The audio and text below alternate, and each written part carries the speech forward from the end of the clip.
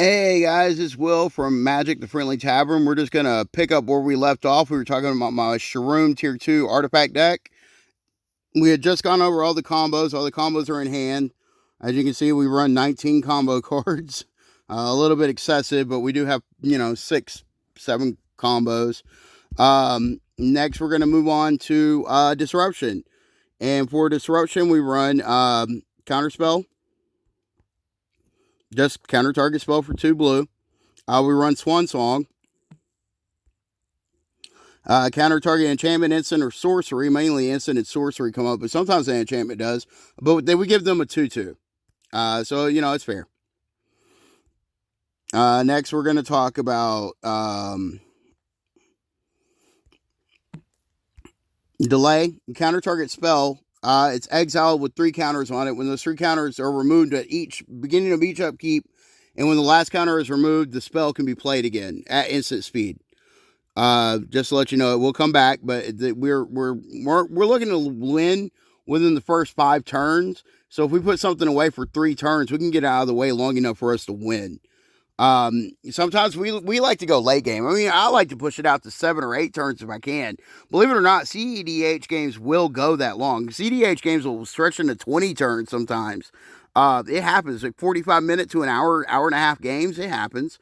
There's plenty of time. I don't want to be the first one to go off. I'm hoping somebody else goes off, wastes a whole bunch of removal, and then clears the way for me, basically. And next up, we have a removal spell, Path to Exile. Exile target creature, they get to search for a basic land and put it into play. Some decks don't even run basic lands. Great. Then we have Disenchant. I have to run Disenchant because Stony Silence, Null Rod, not really Kataki, but Null Rod and Stony Silence just really eat my lunch, and I need a way to destroy them. So this hits both of them. I'll slap this on an Isochron Scepter if I have to. This is just it. I have to have it in the deck. And I wish I could find like a better version of this. There's like one more, but it only hits for 3 or less, and sometimes I need to hit something larger than that. So I just run Disenchant. Next up is Swords Plowshare. Swords Plowshares is a lot like Path to Exile. You exile target creature, its controller gains life equal to its power. That is like the most negligible downside ever. It is silly how good this card is. Dispel is a counter spell. Dispel counters target instant spell for 1 blue. That's why it's in here. I mean, there's lots of targets, trust me. This thing's great. Then we have Muddle the Mixture. Muddle the Mixture is real fun. Muddle the Mixture is a really good card. I think it's slept on a little bit. But 2 mana, instant, counter target instant sorcery spell, transmute. So I can discard this card and search my library for a card with the same converted mana cost. So for 2, I can go get 2 drops. Well, guess what? In my deck, so this is a tutor and a counter. That's great. So let me show you what you can get with Muddle the Mixture down here. You can get Tainted Pack. You can get Mission Briefing. You can get Thassa's Oracle. You can get Grim Monolith. You can get Dramatic Reversal. You can get Isochron Scepter. You can get Power Artifact. You see where I'm going with this. That's about all you can get with it, but that's plenty of combo pieces that it hits. That is plenty of combo pieces that it hits. 1, 2, 3, 4, 5, 6. It hits 6 of your combo pieces. So that's a really good spell in our deck. Next up, we have Mana Drain. Mana Drain is better than Counterspell. The only 2 mana counterspell that is better than Counterspell. Counter target spell, so it is Counterspell. And then at the beginning of your next main phase, you get to add colorless mana equal to that spell's converted mana cost. So if you get something that costs 5, you get 5 colorless next. This can ramp you. Sometimes you just want to hit a spell to get a little ramp. Next turn. It can shoot you way forward. This card is busted. Next up, we have Force of Will. And Force of Will is 5 mana, but you can pay 1 life and exile a blue card from your hand rather than pay Force of Will's mana cost, counter target spell. So this is a free spell. This never costs. You can hard cast it if you want. I can definitely hard cast it a lot easier than other people can, but mainly you want it for the free spell. Yeah, it's card disadvantage, but you don't care. It's free. So it's a really great counter spell. Next up, we have a bounce spell, and this is Cyclonic Rift. This card, people hate this card. 2 mana, instant, return target non-land permanent you don't control to its owner's hand. So you can bounce something of theirs that they don't control for 2. Or you can overload it for 7 and bounce everything that you do not control. It completely resets everybody else's board but yours. It will send them back to the Stone Age. This spell is great. This spell is so broken. That's why we run it. Then we have Dovin's Veto. Dovin's Veto up here. It is counter target non-creature spell. This spell cannot be countered. This just says nope, and you can't nope me back. They can misdirection, but that's about it. So that's why Dovin's Veto is so good. I'm so glad I could run it. I'm glad to run white just for that card. I don't run very many white spells, but that's one of the ones I do, and I'm happy for it. Toxic Deluge is a sweeper. For 3 mana, I can pay any amount of life, and then creatures get neg-X, where X is the amount of life I paid. So if I pay 5, they get neg-5. So you can wipe the board with this with just a little bit of life. So it's great. Good removal spell. Next, I have another sweeper in here. Now, a lot of people would just run the one sweeper, but I was in a format with Derevi Stacks deck, so I ran into a lot of creatures. So I ran 2 slots that would have sweepers in it, and I was running the white-blue that can't be countered, Wrath. I can't think of the Supreme Verdict. That's it, Supreme Verdict. But I'm switching up for Damnation right now because the double white is just really hard on my mana base. I just do not run enough white. I want 1 white source out there, and that's about it. I don't really want 2 white sources out there. I really want a whole, as much blue as I can get and a little bit of black. So we're running Damnation. Damnation is easier for me to cast with the double black than the double white. So we're running that. It's a fine sweeper. Maybe we can find something else later, but it works for now. Then we have Flusterstorm. Flusterstorm says counter target instant or sorcery unless its controller pays 1 storm. So if 3 or 4 or 5 spells get put on the stack, then you get to copy this 4 or 5 times. So then they have to pay 5, or we can point it at different spells. Flusterstorm is great. Flusterstorm is one of those cards that is pretty beefy. It seems a little first glance, but the storm mechanic makes it so good in our format with everybody flinging so many spells. Flusterstorm is a powerhouse. Great counter. Next up is another free counter, sort of, and Pacted Negation. Pacted Negation costs 0, counter target spell. At the beginning of your next upkeep, pay 5 mana if you don't lose the game. So if you have 5 mana open, which usually I do, then you can counter something of theirs. What you really want to do is save this for your turn when you're going off, and then use it for a free counter to push your stuff through. And you don't care about the next upkeep, because if you win on your turn, you won't have a next upkeep. So even if you can't pay for it next upkeep, if you can win, go for it.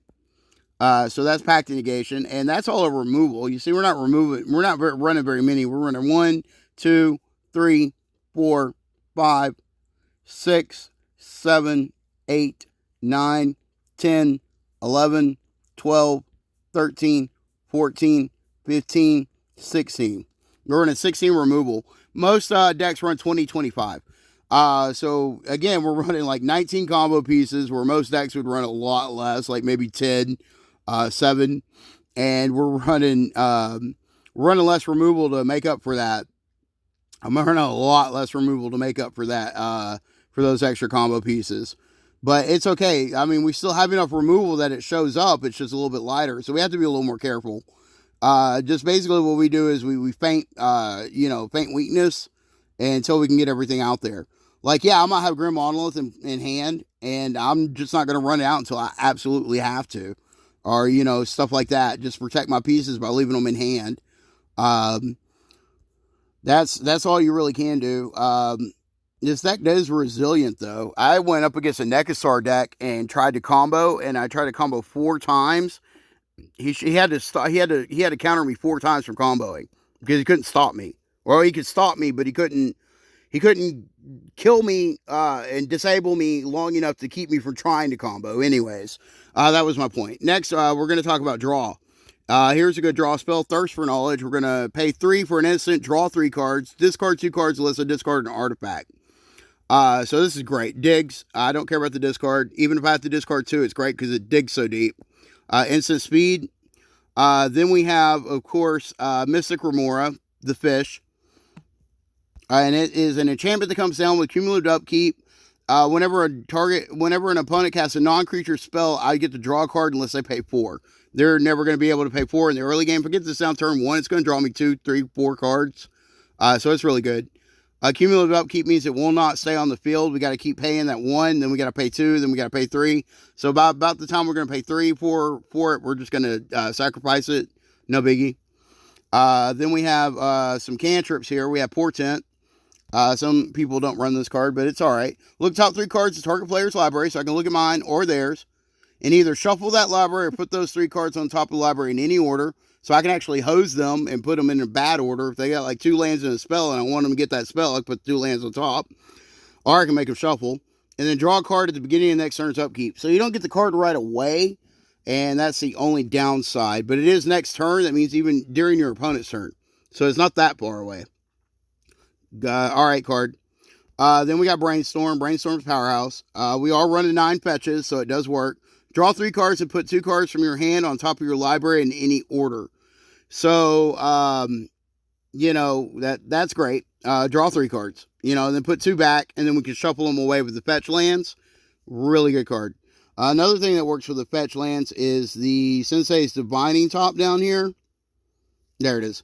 And this should be in this pile too. This is a draw card. It'll let us draw 1 card, but the other reason it's in this card is for deck manipulation, because we can look at the top 3 cards of our library and put them back in any order.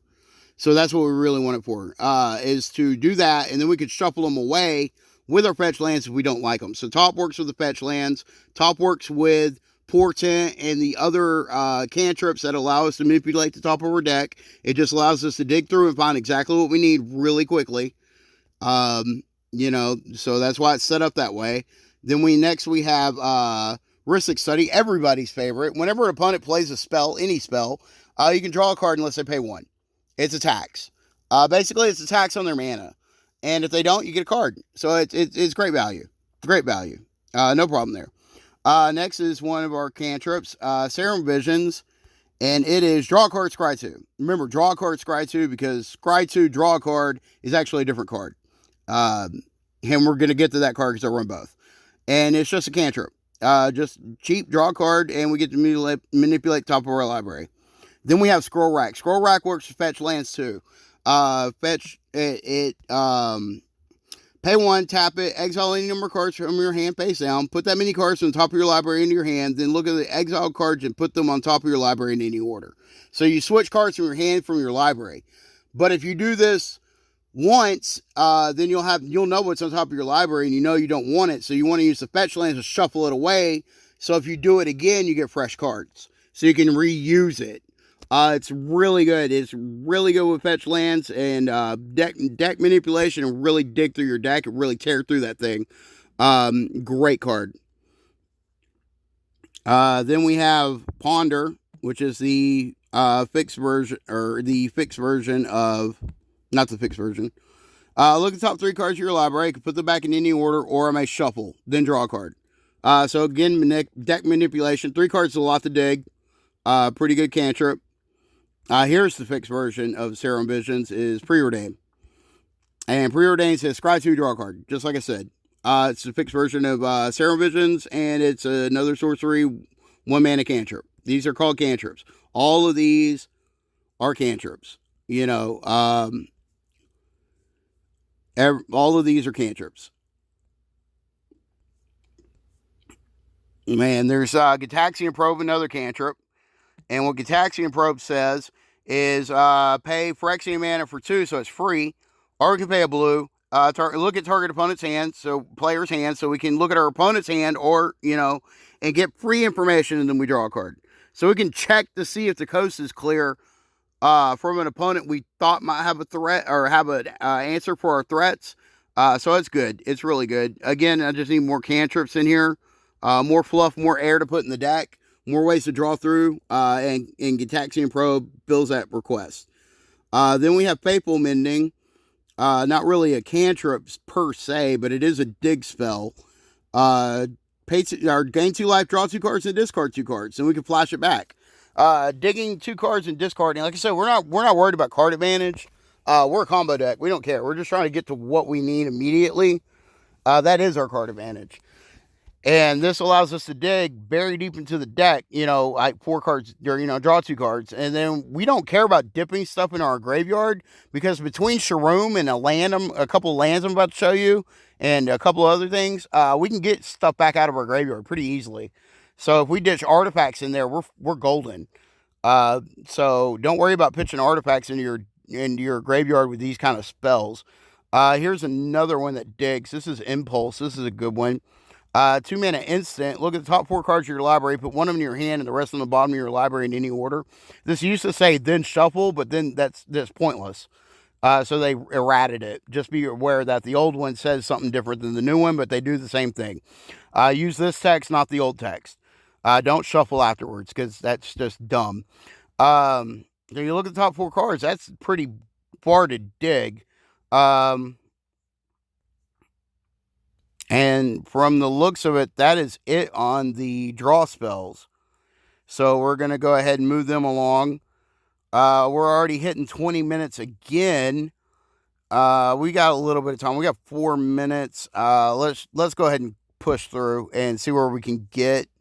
I'll get closer to 20 minutes. And that will be the tutors. And that's exactly what you think they do. They tutor. And we already talked about Muddle to make sure we're not going to pull it back out and waste time. But we're going to bring these up here. So I can show you. First of all, one's a land. My favorite, it's a land. Inventor's Fair. And at the beginning of your upkeep, if you control 3 or more artifacts, you gain a life, which is great. Tap to add colorless. Or pay 4 and sacrifice it. Search your library for an artifact, reveal it, and put it in your hand. See? That's a tutor effect. Activate this ability if you control 3 or more artifacts. So you got to turn it on. But I use Inventor's Fair a lot to go find stuff, to go get my artifacts and stuff. It comes up a lot. It's a great tutor, and a lot of people don't realize it's a tutor. Speaking of not realizing it's a tutor, this is a deck manipulation card, but you can manipulate your deck to the point that it's a tutor.